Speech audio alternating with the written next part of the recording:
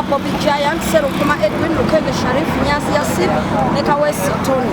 Abantu abo baleeteddwa era ne basomerwa emisango egifaanagana ne bagyegaana. Nga bannamateeka tubasabidde okweyimirirwa era empapula zonna tuziteekamu. Naye omuwabi wa gavumenti tabadde mweteefuteefu nga 29 Septemba lwagenda okudda awe enziramu ye ku kusaba kwa bbeeyi. Naye ekisinza otwennyamisa nti ate ku kkooti bawambirawo abantu. Okuyingira kkooti kizibu ne wa munnamateeka ne wa surety. Era nga ne Alex Waisa Mufumbiro wawambiddwa wanikayembe ku kkooti. So ffe nga bannamateeka tugenda nga tukola ogwaffe tetugenda kukowa okulaba nga tulwanirira bannaffe era n'okubeera nga tubanja abantu. Tusaba buli muntu gy'ali abeere nga alweisinga eddoboozi okulwanirira bannayuganda abanyigirizibwa. Kanso emisango ki egibaguddwako? Emisango egibaguddwako giyitibwa unlawful drilling, okwetaba mu dduyiro afaanana ow'amagye.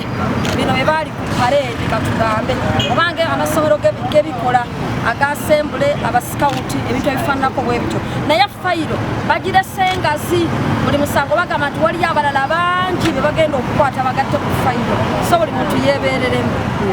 Kanso mutegeddeko Mufumbiro gye bamututte? Tetunnategeera Mufumbiro gy'atwaliddwa kuba awambiddwa buwambirwa mu drone era n'abuzibwawo.